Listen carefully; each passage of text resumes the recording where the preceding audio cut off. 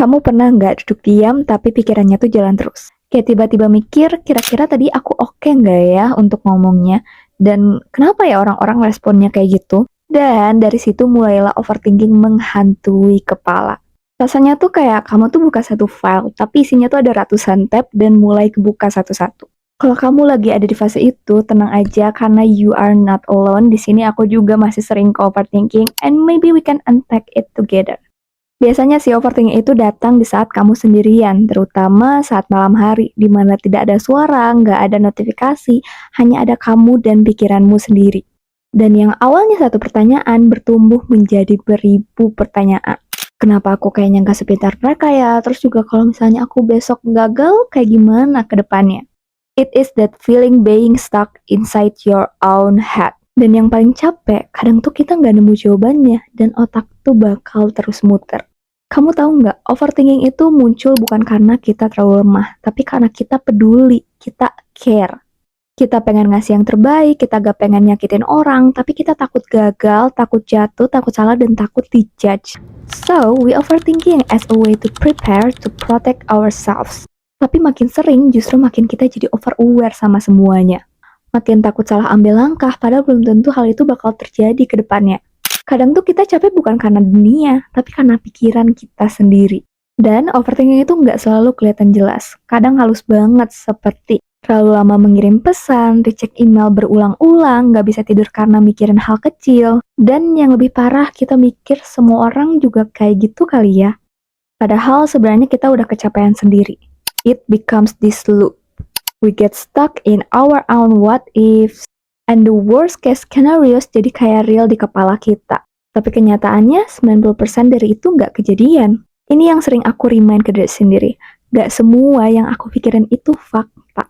Just because it feels real, doesn't mean it is. Contohnya, kamu mikir teman kamu lagi marah karena dia jawab chat kamu singkat. Padahal ya kenyataannya dia lagi sibuk, dia juga lagi capek. Tapi di kepala kamu udah mulai overthinking, jangan-jangan dia kesel kali ya sama aku, atau aku kira-kira ada salah apa ya sama dia.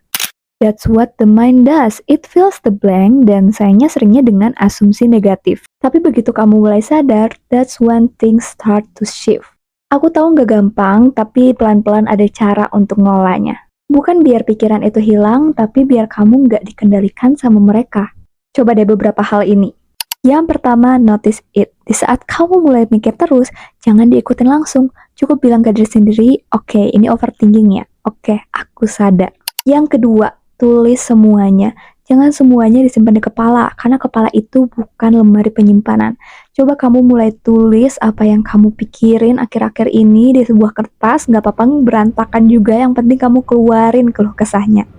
Yang ketiga, ngobrol. Coba kamu mulai sharing apa yang kamu lagi pikirin akhir-akhir ini, atau apa yang bikin kamu overthinking ke teman-teman kamu. Kali aja kalian bisa dengar sudut pandang dari mereka, atau bahkan mereka bisa bantu nyelesain masalahnya.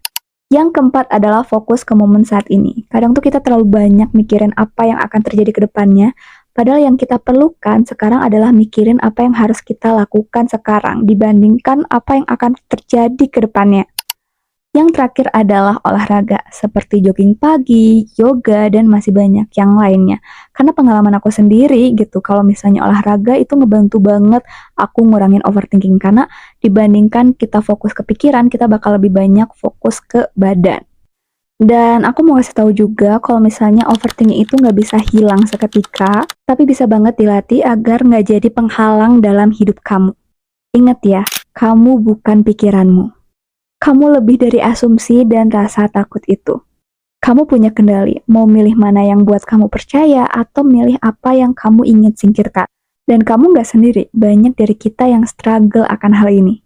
Tapi kabar baiknya, kita bisa belajar pelan-pelan, step by step, and day by day. So, kalau kali ini kalian lagi ngerasa overthinking, coba tarik napas sebentar dan kasih ruang pada dirimu sendiri. Karena kamu layak ngerasa damai, kamu layak istirahat dari banyak pikiran yang nyeret kamu ke arah negatif.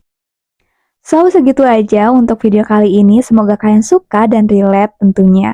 Nah, kalau misalnya kalian ingin request ke depannya aku mau bahas apa, itu boleh komen aja ya di bawah. Dan jangan lupa untuk subscribe biar kalian gak ketinggalan sama konten-konten selanjutnya. Bye-bye, see you next time.